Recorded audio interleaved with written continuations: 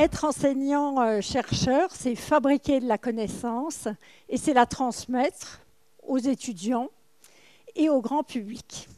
Mais lorsque je vous parle ou lorsque j'écris, pouvez-vous me faire confiance? Pouvez-vous me croire?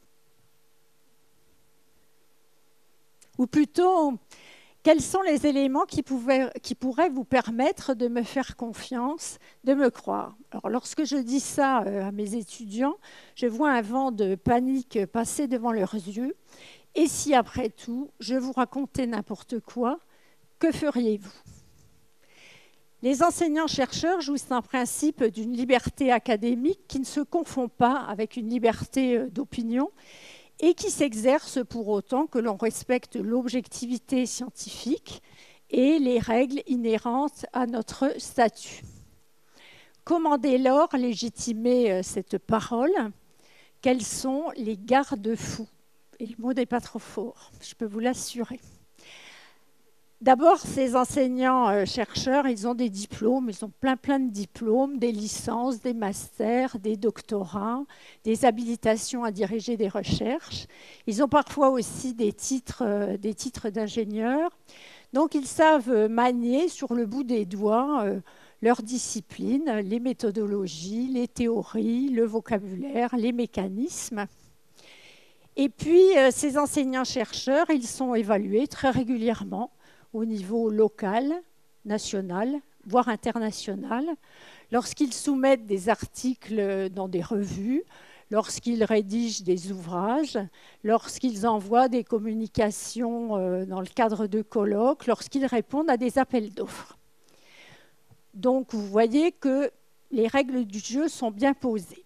Et pourtant, il ne se passe pas une journée sans qu'une fraude n'éclate, sans ce qu'on appelle dans le jargon de l'intégrité scientifique, sans qu'un manquement ne soit signalé. Et d'ailleurs, certains de nos collègues un peu plaisantins ont montré à quel point il était très facile de contourner les règles établies. Je pense par exemple aux affaires Sokal ou Sokal au carré. Alors, Sokal au carré, c'est 3 chercheurs américains qui ont rédigé 20 publications et qui les ont envoyées à des revues scientifiques. Alors, ces publications, elles sont totalement délirantes. Dès les premières lignes, on voit bien qu'il n'est pas question du tout de publications scientifiques. Et pourtant, 7 d'entre elles ont été acceptées.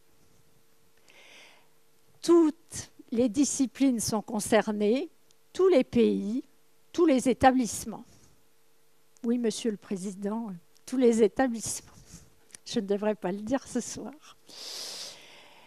Mais la question qu'on peut se poser, finalement, c'est pourquoi ces chercheurs trichent-ils? Quel intérêt ont-ils à se lancer dans pareille affaire? Eh bien, d'abord, leur carrière, leur pouvoir, leur notoriété, leur salaire, leur prime, aussi, parfois, sont soumis à des calculs d'indicateurs qui ressemblent, pour un économiste, à des calculs de productivité. Alors, ce sont des indices, des impacts, il y a des noms différents selon les revues. Et tout ça va générer une compétition intense entre les individus. Ce n'est pas toujours très sain, mais c'est comme ça. Et ces indices, ces indicateurs, ne disent rien finalement de la qualité intrinsèque des travaux qui sont produits. Ça ne nous dit rien non plus sur les possibilités d'innovation que tout cela génère, et ça ne dit rien non plus sur la richesse que cela peut permettre de créer à terme. Ensuite, les chercheurs évoluent dans un monde de l'édition scientifique qui est plutôt curieux, qui fonctionne de manière curieuse, en tout cas pour un économiste, vous allez voir. Le producteur produit et il contrôle la production des autres. Tout cela se fait en général avec des financements publics. Un acteur privé va s'accaparer cette production et va la revendre aux producteurs. Avouez que c'est un peu bizarre. Il existe également dans ce monde de l'édition ce qu'on appelle des revues prédatrices. Je n'ai pas besoin de vous expliquer ce qui se cache derrière ce terme. Et puis on voit désormais aujourd'hui apparaître des paper mills, donc des usines à papier, qui vont fabriquer des articles en utilisant le travail des autres. Alors évidemment, la communauté scientifique n'est pas restée plantée comme je le suis moi-même sur ce tapis rouge, magnifique, mais plantée quand même. Dès les années 2000, eh bien, tout le monde a commencé à se mobiliser dans des forums, dans des colloques, dans des manifestes. Et on a vu apparaître des chartes, des codes de bonne conduite, tout un tas de documents pour essayer de régler ces questions-là. Et c'est de tout cela, finalement, qu'est née l'intégrité scientifique. L'intégrité scientifique, elle est entrée en France dans le Code de la recherche en 2020 et elle oblige tous les établissements publics à se doter d'un référent intégrité scientifique, le RIS, pour les initiés. Et le RIS de University of Nîmes, eh bien, c'est moi. Alors, que fait ce RIS? Là aussi, il n'est pas sous les sunlights tout le temps, il ne fait pas des TEDx toute la journée, il ne regarde pas le plafond, mais il a un certain nombre de fonctions.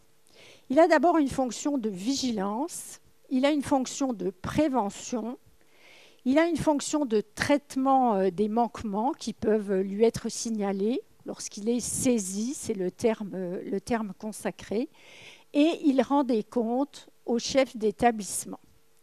L'intégrité scientifique et ce RIS, son bras armé, eh bien, mettent tout en œuvre pour que l'établissement pose la garantie que la recherche qui s'y effectue est dotée d'un caractère honnête et rigoureux. Donc, il est question de distiller une culture qui permette cette garantie. Alors, on peut se moquer de ces valeurs. D'ailleurs, les doctorants ne s'en privent pas, d'autant qu'ils sont obligés désormais, alors on demandera à Camille si elle a bien prêté serment, ils sont obligés de prêter un serment d'intégrité scientifique depuis le début de l'année. Cette intégrité scientifique, elle n'intéresse pas vraiment les chefs d'établissement. Elle n'intéresse pas non plus les directeurs d'équipe, de laboratoire, qui peuvent voir dans tout ça une espèce de police de la recherche. Mais pour autant, cette intégrité scientifique, elle tisse un maillage subtil autour de la communauté scientifique et elle permet de se questionner, de s'interroger sur ses propres pratiques. Et soi-même, on est parfois un peu déçu du manque d'honnêteté qu'on peut avoir parfois. Elle permet de s'interroger sur les pratiques des autres. Alors là, c'est plus facile de voir la paille dans l'œil du voisin. Elle permet de s'interroger sur les pratiques des autres pays, des autres établissements, d'autres cultures. Et donc, cette intégrité, finalement, elle permet d'échanger et pourquoi pas, à terme, de changer. Et surtout, de changer de méthode d'évaluation. Donc, tout ça est en route. Alors, pour un économiste, cette intégrité scientifique, elle ressemble furieusement à la loyauté, telle qu'elle a pu être définie en son temps par un économiste très intéressant qui s'appelle Albert Hirschman.